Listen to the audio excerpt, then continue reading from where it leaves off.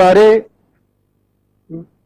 सेवानिवृत्त विशिष्ट जन, अधिकारी, संकाय सदस्य, राज्यों से जुड़े हुए सम्मानीय अधिकारी गण एवं अन्य गण और हमारे सेवारत साथी, आज इस अवसर पर मैं आप सभी का स्वागत करते हुए कुछ विशिष्ट कार्य जो हमने इस कोविड-19 महामारी के दौरान किया है वो आपके समक्ष रखने का निवेदन करता हूं।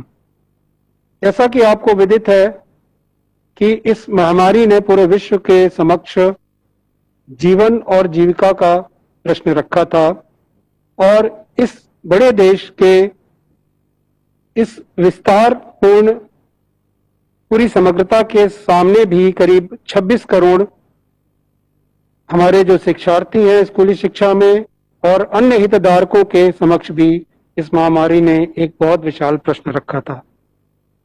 लेकिन मंत्रालय के निर्देशन में, उत्साहवर्धन में और हम सभी राज्यों के सहयोग के साथ संस्थान ने कुछ कार्य किए, जिसमें एक बहुत ही महत्वपूर्ण कार्य था अल्टरनेटिव एकेडमिक कैलेंडर, वैकल्पिक अकादमिक कैलेंडर, जिसमें हिंदी और अंग्रेजी माध्यम में विद्यालयी शिक्षा के विभिन्न स्तर, प्राथमिक, उच्च प्राथमिक, माध्यमिक और उच्च माध्यमिक के लिए लर्निंग आउटकम को सामने रखते हुए कैसे छात्र घरों में सुरक्षित रहते हुए अपने शिक्षा व्यापन कर सके, माता पिता के सहयोग से विभिन्न साधनों के साथ, जैसे भी।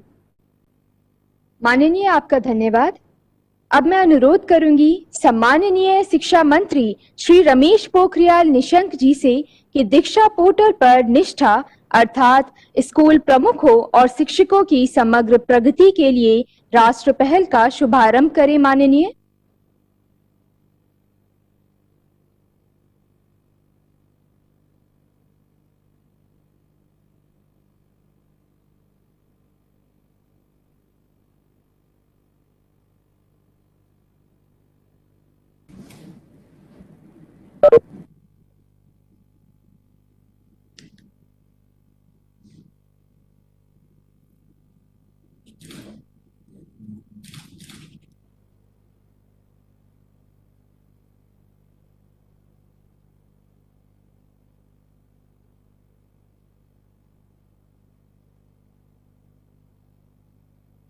अब मैं एनसीईआरटी के अध्यापक शिक्षा विभाग से विभाग प्रमुख प्रोफेसर रंजना अरोड़ा जी से अनुरोध करती हूं कि दीक्षा पर निष्ठा योजना के बारे में परिचय दें। महोदय।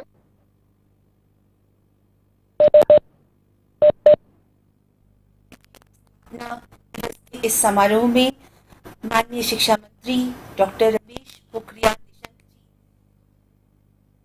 माननीय सामाजिक न्याय अधिकारिता मंत्री श्री थावर चंद गहलोत जी, आदरणीय श्रीमती अनीता कारवाल जी, सचिव स्कूल शिक्षा और साक्षरता विभाग, आदरणीय सुश्री शकुंतला डोले गैमलिन जी, सचिव सामाजिक न्याय और अधिकारिता विभाग, अधिकारिता मंत्रालय, डॉक्टर प्रबोध सेठ, संयुक्त सचिव सामाजिक न्याय और अधिकारिता मंत्रालय, प्रोफेसर ऋषिकेश सेनापति जी, निदेशक एनसीईआरटी, प्रोफेसर श्रीधर श्रीवास्तव, संयुक्त निदेशक एनसीईआरटी, प्रोफेसर अमरेंद्र बेहरा, संयुक्त निदेशक CIT NCERT, major Harsh Kumar, सचिव एनसीईआरटी और एनसीईआरटी परिवार के समस्त सदस्य, जिसमें हमारे आदरणीय सेवानिवृत्त निदेशक महोदय, अकादमिक सदस्य और प्रशासनिक सदस्य शामिल हैं, शिक्षा मंत्रालय से जुड़े सभी अधिकारीगण,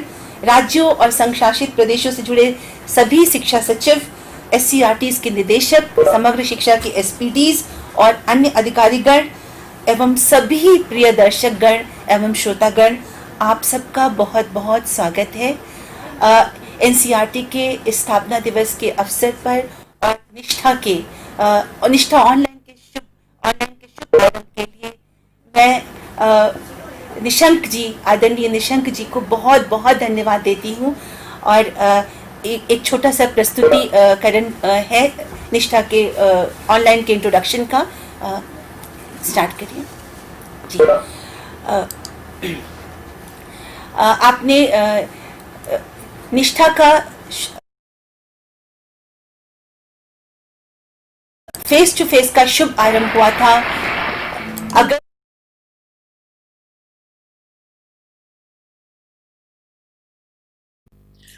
इनको यदि प्रारंभिक वर्षों में ही सांकेतिक भाषा के साथ मौखिक और लिखित भाषा से संपर्क में लाया जाए तो ये उनके इंटेलेक्चुअल और लिंग्विस्टिक डेवलपमेंट के लिए अत्यंत लाभदायक हो सकता है। सांकेतिक भाषा और मौखिक लिखित भाषा दोनों से श्रवण बाधित बच्चों में लिंग्विस्टिक, इंटेलेक्चुअल और कॉग्निटिव एबिलिटीज का अधिकतम विकास हो सकता है। इससे सभी बच्चों को basic literacy and numeracy skills प्राप्त करने के समान अवसर मिलेंगे, जो भविष्य की सफलता के लिए महत्वपूर्ण है। इस मेमोरेंडम ऑफ अंडरस्टैंडिंग के तहत जो एजुकेशनल रिसोर्सेस डिजिटल फॉर्मेट में तैयार होंगे, उसे अब देश के किसी भी कोने के हियरिंग इंपेयर्ड या श्रवण बाधित बच्चे स्वतंत्र रूप से सांकेतिक भाषा में उपयोग कर सकेंगे। दोनों संस्थाओं द्वारा किया गया यह यूनिक इनिशिएटिव यूनिसेफ की पहल accessible digital text books for all पर आधारित है। दोनों संस्थाओं द्वारा इस संदर्भ में मेमोरेंडम ऑफ अंडरस्टैंडिंग पर हस्ताक्षर करना एक बहुत ही महत्वपूर्ण कदम है। इन्हीं शब्दों के साथ मैं पुनः दोनों संस्थाओं द्वारा नई शिक्षा नीति के सिद्धांतों को पूर्ण करने के प्रयासों की सराहना करती हूं और दोनों संस्थाओं को बधाई देती हूं। धन्यवाद। जय हिंद।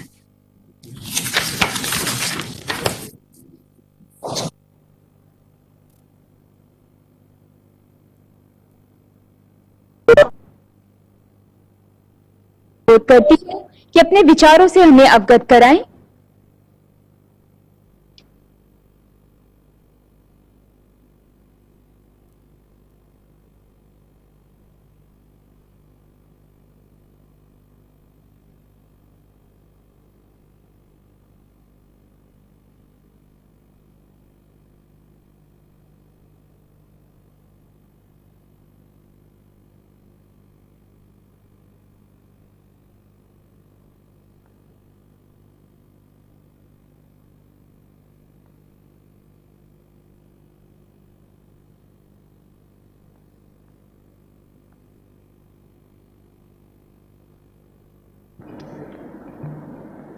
अब मैं माननीय महोदया सचिव स्कूली शिक्षा और साक्षरता शिक्षा मंत्रालय श्रीमती अनीता करवाल जी से अनुरोध करूंगी कि अपने विचारों से हमें अवगत कराएं।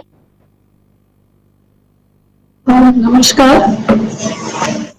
माननीय शिक्षा मंत्री Shri Pokhriyal ji, honourable minister of social justice and empowerment Shri Gehlot ji, माननीय सचिव ministry of social justice and empowerment Chakravarti Gangan ma'am, NCERT director and team, esteemed audience from the ministry, esteemed audience from including state education secretaries, state program directors of Samagra Shiksha, and also SCRT directors and their teams. Firstly, I would like to congratulate NCERT. आज आपके 60 वर्ष अस्तित्व के पूरे हुए, उसके लिए आपको बहुत बहुत बधाई। I would also like to congratulate NCERT for launching two very important programs. One is teacher capacity building program, which is Nishtha in the online mode, and secondly for signing the MOU in sign languages. जैसा कि आप सबको अवगत है, जो national education policy 2020 आई है, उसमें multilingualism के ऊपर बहुत मेजर फोकस है और इंडियन साइन लैंग्वेज जो है वो हमारे लिंग्विस्टिक यानी लैंग्वेजेस का एक भाग है और इसलिए ये भी जरूरी है कि ना सिर्फ हम लोग इंक्लूजन के लिए इसको आगे बढ़ाएं, but also we need to offer it as a language for all our students to learn, So, in fact, today I would like to urge, after listening to the Ministry, the Joint Secretary from Ministry of Social Justice and Empowerment, that we need to develop a module, a language module on the sign language for all children of this country to learn. It's a very important linguistic ability for our children.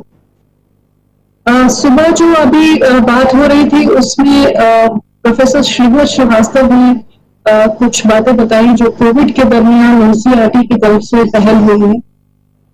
उसमें important पहल जो NCERT की तरफ से हुई है वो है PM E Vidya.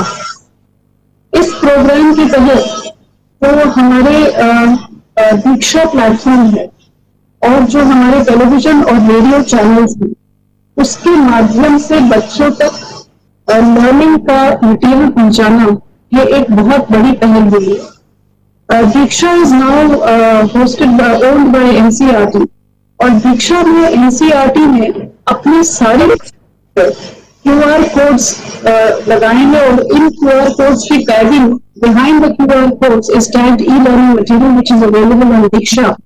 And similarly जो सारे राज्य आज यहाँ हाजिर हैं मेजॉरिटी 98% जो राज्य है उन्होंने इसको दीक्षा को अपनाया है और दीक्षा के माध्यम से अपनी टेक्स्ट बुक्स को एनर्जाइज किया है। मुझे ये बताने का प्रिविलेज है आप सबको कि दीक्षा के ऊपर इस दरमियान कोविड के दरमियान 400 करोड़ पेज हिट्स हुए हैं, 400 crore page hits, which is absolutely unusual for a normal scenario, but not unusual for a COVID scenario. और जो हमारी QR tag energise textbooks हैं उसके 50 करोड़ से भी ऊपर स्कैन हुए। इसका मतलब ये है कि ये जो हमारा आत्मनिर्भर भारत का प्रोग्राम है this is actually indeed the requirement of the day.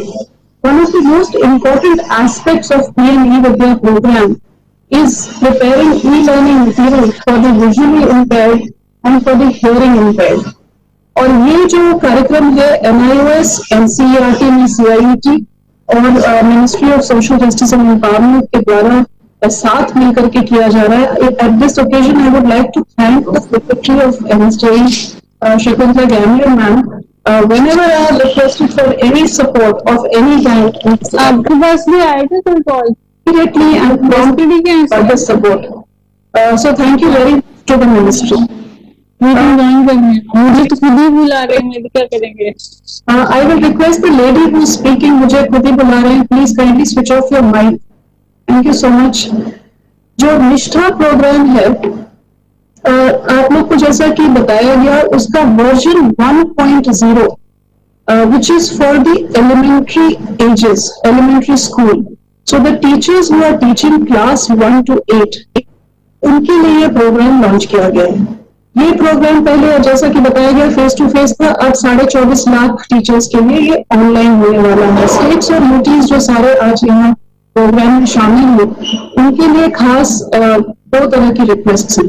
इसकी टाइमलाइंस मेंटेन करनी पड़ेगी क्योंकि ये हर 15 दिन पे 3 मॉड्यूल्स रिलीज होंगे और इन मॉड्यूल्स के बाद में रिलीज होने वाले 3 मॉड्यूल्स आपको पहले वाले 15 दिन में ट्रांसलेट करके रखने पड़ेंगे रेडी फॉर अपलोडिंग। इसके बारे में ऑलरेडी मेरी एक वीडियो कॉन्फ्रेंस सारे स्टेट एजुकेशन सेक्रेटरी से हो चुकी है, but I am once again reiterating this request because without this translation we will not be able to catch up with the deadlines and the datelines. ये जो निष्ठा programme है जैसे जैसे टीचर्स मॉड्यूल्स कंप्लीट करते जाएंगे they will be given a participation certificate for each module. However, they will not get a completion certificate. Completion certificate के लिए उनको एक ऑनलाइन असेसमेंट में भाग लेना पड़ेगा। ये असेसमेंट की तैयारी हम लोग जनवरी-फरवरी के लिए कर रहे हैं और सारे स्टेट्स इसमें सारे टीचर्स को अपने ट्रांसलेटेड वर्जन में भाग लेना पड़ेगा और उसके बाद ही उनका कंप्लीशन माना जाएगा और उसके बाद ही हम ये फिगर्स कह सकेंगे कि 24.5 लाख टीचर्स ट्रेंड हैं। तो ये चीज सारे स्टेट्स नोट करें और ये एक नया तरीका है ऑनलाइन एजुकेशन का। इसको हम लोगों ने पायलट किया आंध्र में, it was a very successful pilot with complete cooperation from the Andhra Pradesh SCRT, this SPD and the state education secretary. जो मैं तीसरी चीज यहाँ बताना चाहूंगी वो शायद NCERT के ऑफिसर्स ने बहुत जोर से नहीं मेंशन किया, but I would like to mention, जो नेशनल एजुकेशन पॉलिसी है उसका एक बहुत ही इम्पोर्टेंट भाग है, सबसे जो शुरुआत होती है जिससे नेशनल एजुकेशन पॉलिसी की इम्प्लीमेंटेशन की, और वो है development of the national curricular framework. जो नेशनल करिकुलर फ्रेमवर्क है NCERT early childhood care education के लिए और स्कूल एजुकेशन के लिए कंटिन्यूम में डेवलप कर रही है, और ये जो काम है ये धीरे धीरे शुरू हो रहा है और इसको हमको 2021 के वर्ष में पूरा कर लेना है। ये जो नेशनल करिकुलम फ्रेमवर्क बनेगा इसी के अंदर से, इसी में से सारी बातें जो नेशनल एजुकेशन पॉलिसी में कही गई है, they will all emanate from the NCF only. So the NCF is a very, very crucial document in which it is required that all of us put our heads together.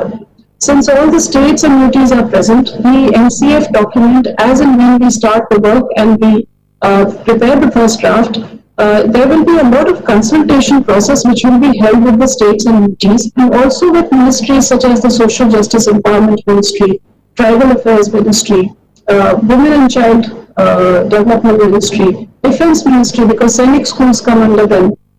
Similarly, other related ministries, perhaps ministries like skill, etc. Now, what I would like to request, because we have a very esteemed audience today, is that all the states, UTs, the respective ministries, you can start firming up your inputs for the national curricular framework. We have timelines, we have deadlines, and unless we complete this work by next year, 2022-23 session जो academic session से हम लोग NCF को लागू करना चाह रहे हैं वो होना फिर मुश्किल हो जाएगा। इसलिए बहुत जरूरी है कि हम लोग सब अपने अपने आइडियाज को, अपने अपने रिसर्चेस को, एविडेंस को, जो हम देखना चाहते हैं इम्प्लीमेंटेशन, उसको हम फॉलो करें। जो एनसीएफ डॉक्यूमेंट जब बन जाएगा उसके बाद बहुत सारी इंपॉर्टेंट चीजें उसके ऊपर उसके आधारित होने वाली हैं। फॉर एग्जाम्पल एग्जामिनेशन रिफॉर्म्स, उसमें भी एनसीईआरटी का बहुत बड़ा रोल रहेगा।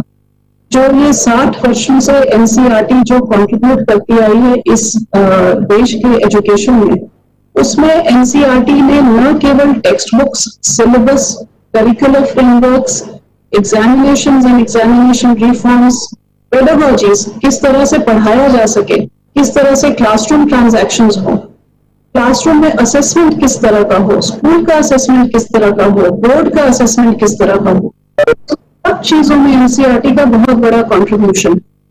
और अभी जो एक बहुत बड़ी पहल जो नेशनल एजुकेशन पॉलिसी के थ्रू होने वाली है वो है holistic progress card.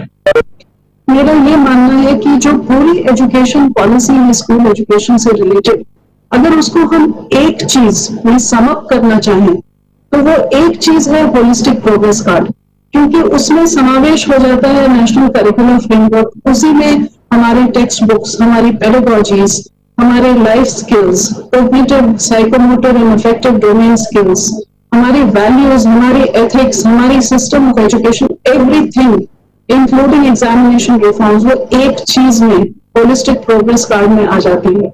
So we are all actually looking forward to this. And while we were discussing on the Indian Sign Language and the necessity for inclusion, I think inclusion and inclusivity is a value which every child must possess. And therefore, coming from the ideas that have been discussed in the morning, I also urge NCERT that when we are developing the holistic progress card, what is the progress of the child in sensitivity towards inclusion in every form of the word is something that we must look at while looking at the holistic progress of the child. I would also in the end just like to mention that during this pandemic काफी बच्चों को भी, शिक्षकों को भी, schools को भी, राज्यों को भी काफी मुश्किलों का सामना करना पड़ा है। लेकिन डिस्पाइट दैट एनसीईआरटी की मदद से मिनिस्ट्री ने बहुत सारे गाइडलाइंस, बहुत सारे things like the academic calendar, alternative academic calendar, बहुत सारे ई रिसोर्सेज जो पीएम विद्या की मैंने बात की, उसके अलावा लर्निंग एनहांसमेंट गाइडलाइंस वगैरह की हम लोगों ने we have prepared them and disseminated to the states. Just yesterday, एक बहुत ही गाइडलाइन माननीय मंत्री जी ने रिलीज करी है, जिसका नाम है गाइडलाइंस और एसओपी फॉर स्कूल रीओपनिंग। पहला जो भाग है इसका वो हेल्थ एंड सेफ्टी प्रिकॉशंस के बारे में है कि जब आप स्कूल्स खोलेंगे तो स्कूल खोलने के पहले आपको क्या करना है, स्कूल खुल जाएंगे तो उसके दरमियान आपको क्या करना है, क्लासरूम के अंदर क्या करना है, क्लासरूम के बाहर क्या करना है इत्यादि। लेकिन उसका जो भाग 2 है, that part 2 is called learning with social distancing, और ये अपने आप में एक बहुत ही अनोखा गाइडलाइंस है जो हमने एनसीईआरटी की मदद से तैयार किया है। Learning with social distancing, I think I have not seen this kind of a guideline anywhere on the internet for any country. I urge all of you to go through these guidelines. They have been prepared in a very, very systematic, logical manner with the combination of head and heart. You know, बच्चे को जो है classroom में किस तरह से उसकी जो लर्निंग लॉस हुई है पैंडेमिक के वक्त और जो इंस्ट्रक्शनल लॉस हुआ है उसके लिए कॉम्पनसेट कैसे किया जाएगा, उसका असेसमेंट कैसे किया जाएगा, उसके क्लास वर्क और होमवर्क को किस तरह से डिवाइड किया जाएगा, इंक्लूजन कैसे लाएंगे, और खास करके जो मेंटल हेल्थ के जो एस्पेक्ट्स हैं और जो मेंटल एंजाइटी एंड कंसर्न के एस्पेक्ट्स हैं उनको कैसे एड्रेस किया जाएगा। So I request all the states to go through in great detail and also disseminate their own guidelines and look at these guidelines for basing your own guidelines on it. With these words, I thank NCERT for organizing such a good function and congratulate them once again for their 60 years, 6 decades of fantastic existence. Thank you very much. माननीय महोदय, आपका धन्यवाद। अब मैं माननीय सामाजिक न्याय और अधिकारिता मंत्री डॉक्टर थावर चंद गहलोत जी से अनुरोध करती हूँ कि अपने मूल्यवान शब्दों से हम सबका मार्गदर्शन करें। माननीय।